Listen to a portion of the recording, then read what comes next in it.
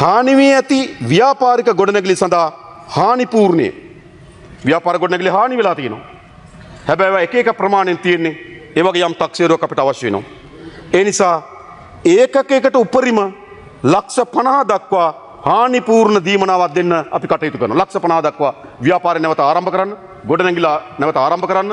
හැබැයි ඒ ගොඩනැගිල්ල හානියට ලක් වෙලා තියෙන ප්‍රමාණය අනුව ලක්ෂ 50ක් දෙනවා එවැනි ගොඩනැගිල්ලක් නැවත ආරම්භ කරන්න.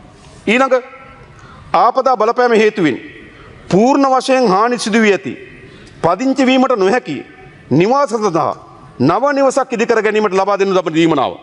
නාය ගිහිලා තියෙනවා ගෙදරනේ ගම් වතුරට ගේත් ගලාගෙන ගිහිලා තියෙනවා. සාමාන්‍යයෙන් ඉස්සර දුන්නේ කොච්චරද? සාමාන්‍යයෙන් ඉස්සර දුන්නේ ලක්ෂ 12යි. එහෙම නැත්නම් 16යි. අපි මේ සැරේට පමණ පසුව આવොත් ආයෙ බලමු. හැබැයි මේ සැරේදී අපි නිවසක් අහිමි වුණු අයට නිවස ඉදි කර ගැනීම සඳහා ලක්ෂ 50ක් ලබා දෙනවා. සමහර විට Tamanට තිබුණු නිවසට වඩා සමහර අයට මං හිතන්නේ ලක්ෂ 50ට වඩා අධික වටිනාකම් සහිත නිවස් තියෙන්නේ නැති. සමහර අයට ලක්ෂ 50ක වටින්නේ නැති නිවස් තියෙන්නේ නැති. හැබැයි අපිට ඒවා ගණනය කරන්න බෑ, දැන් ඒවා ගහගෙන ගිහලා ඉවරයි. ඒ නිසා අපි ලක්ෂ 50ක දීමනාවක් දෙනවා මේ නිවසක් ඉදි කර ගැනීම සඳහා.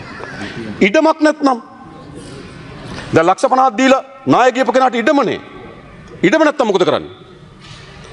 එහෙම නැත්නම් අවදානම ලක් වෙලා තියෙනවා, නැවත අවදානම් කලාපෙට යනවා. යන්න දෙන්නේ නැහැ.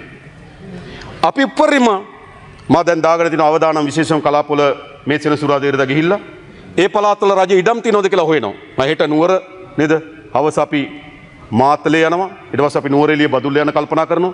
ඒ පළාත්වල තමයි නේද? ඔව්. ඒ පළාත්වල තමයි මේ ඉඩම් ප්‍රශ්නේ තියෙන්නේ. අපි දිසාපති තුමාලා හම්බෙලා රජ ඉඩම් තියනවද කියලා හොයනවා. ඒ වුණොත් මේ ලක්ෂ 50 ගන්න කෙනාට රජයෙන් ඉඩමක් දෙනවා ගයක් හදාගන්න.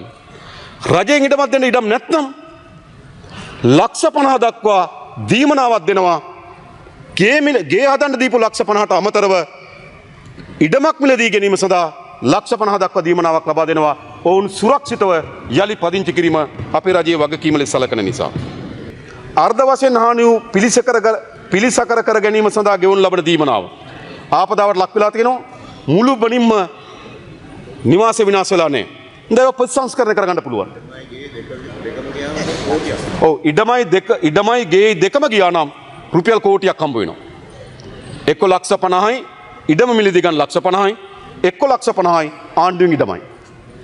එයි මේ ජනතාවගේ ජීවිත අපි සුරක්ෂිත කරන්න ඕන. අපි හැමදෙනාම එකතු වෙලා මේ ජනතාව බලා ගන්න ඕනකම තිබෙනවා. ඊළඟ ආපදාවට බලපෑම හේතුවෙන් අර්ධ වශයෙන් නිවාස හානි වෙලා තියෙනවා. මේවට මේ පොඩි දීමනා දුන්නේ. තහඩු දෙකක් දාගන්න රුපියල් 5000ක් දෙනවා. බිත්තියක් නම් ගන්න රුපියල් 2000ක් දෙනවා. සාධාරණ නෑනේ මනු. එහෙමනේ ගෙව්වේ. හැබැයි අපි මොකද කරන්නේ? අපි ආපදාවට පත් වෙලා තියෙන නිවාසයකට උපරිම ලක්ෂ 25 දක්වා ඒ ගෙවල් යලි ප්‍රතිසංස්කරණය කර ගැනීම සඳහා මුදලක් දෙන උපරිම ලක්ෂ 25. අපි හිතනවා ඒක ලක්ෂ 10 15 20 25 කියලා කාණ්ඩ හතරකට කඩන්න. තහඩුවක් ගියත් ලක්ෂ 10යි. ඇයි ඒ තහඩුවක් කියන්නේ ඊටමත් එතනේ නිවසක් නෑ උන්ට. අපි දන්නවා මේ පළාත්වල තියෙන ප්‍රශ්නේ. ඒගොල්ලන්ට අපි මොකද කරන්නේ? නැවත මේ නිවස ප්‍රතිසංස්කරණය කර ගැනීම සඳහා දායකත්වයක් අපි දෙන්න ඕන.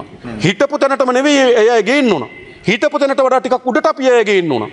ඒ වෙනුවෙන් අපි ලක්ෂ 10 15 20 25 කියන කාණ්ඩ හතරක් හදලා විනාශ මේ අර්ධහානි වෙලා තියෙන නිවස වලට ඒ මුදල දෙන්න අපි කටයුතු කරනවා.